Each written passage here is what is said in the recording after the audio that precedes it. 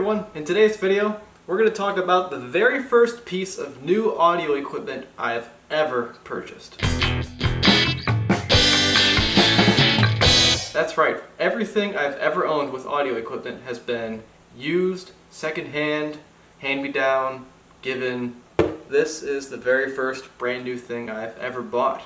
I actually got these on recommendation from Cheap Audio Man. If you haven't seen his channel, you've definitely seen his channel if you're watching this. Go check it out. He talks about these speakers all the time.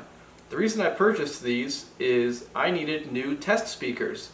You all know my KLH Model 17 speakers were always what I had on this bench when I was making videos in the old place. But we moved and there was a room where those KLH 17s worked really well. So that meant I needed to get a new test speaker. And I always wanted something a little bit smaller than the 17s. The 17s were kind of big. This, I think, is going to be fantastic. It's just they're both in this box. They're shorter than the KLH 17s were. They're three-way. Highly recommended by a lot of people. And on Amazon, I actually used Cheap Audio Man's affiliates link. You're welcome. And bought them this way. So we're going to unbox these right now, see what's inside, and hear them for the very first time.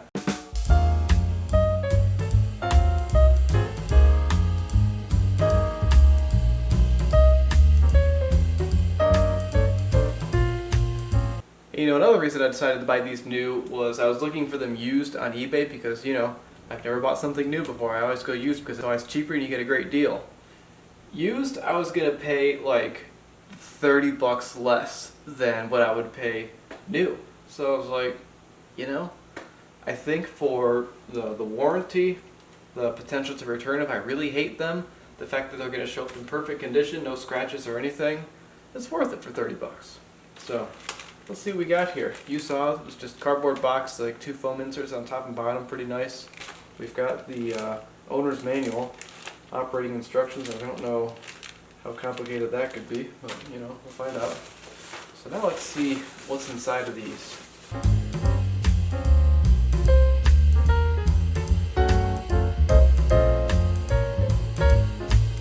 So, like we said earlier, three-way design. If we take off one of these covers, we can see right through. Got your woofer, tweeter, and tweeter. It says Sony in there too, so that's kind of cool. Brand. This is nice and lightweight. We've got our little rubber inserts right here, so this will sit in there really nicely instead of that Velcro junk that never sticks around. In the back we've got a port, and then for connections, looks like we've got binding posts. There's a through hole right in here for the cable. Right in there. You can put your cable right through and then just clamp down on it. You'll be alright. Let me get this hooked up and we'll see how it sounds. If there's anything I really like about new stuff, it's that these connectors are just so nice compared to old stuff. Old stuff just has the junkiest connectors and it's just not easy to use. This right here, this is a breeze. Just a massive hole for the wire. I can stick this right in and not even worry about it. It's fantastic. Now my issue is I've got like a million broken things behind you right now. I need to dig through and get the one thing that's not broken. Now that's my Sansui. This Sansui I restored 7 years ago. It was given to me by a friend. He got it for free actually. The previous owner said that it went through a storm, lightning storm or something. And after that storm it just wouldn't make sound. The relay wouldn't click in and it was really bizarre. Like we couldn't figure out why.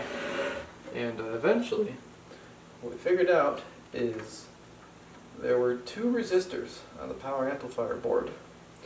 I don't remember what the function of the resistors were. I didn't understand electronics that intimately at that point. But I ended up just kind of poking them with a pick, and they just disintegrated. And I was like, oh, I think that's the problem. And the other resistors I had that were of equal value were off of like a spare circuit board for a Marantz switchboard, and they're like way over spec for what they have to be. And well, they worked, and they're still in there right now. So this has some funky stuff done to it for it to work, but that's okay. Okay, so here we are. Let's power this thing on. Maybe it still works. sure clicks in. Got some good old static in the volume. Gotta clean that again. Aux 1. And now, let's go to everyone's favorite song. Wow.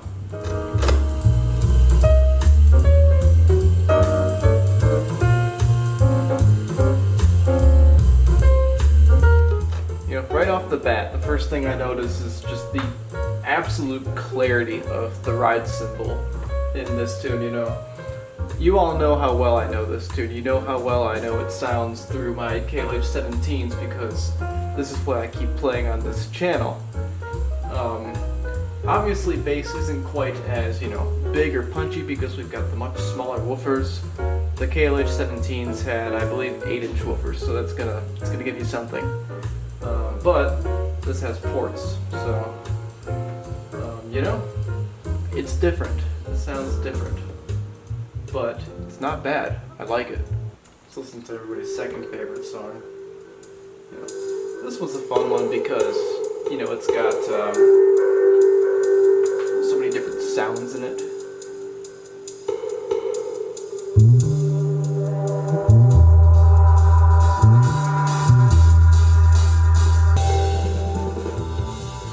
Not bad, honestly. You know, I wish I could give more comparisons or, you know, say more about them, but, you know, like I said, this is the first new thing I've ever heard, basically.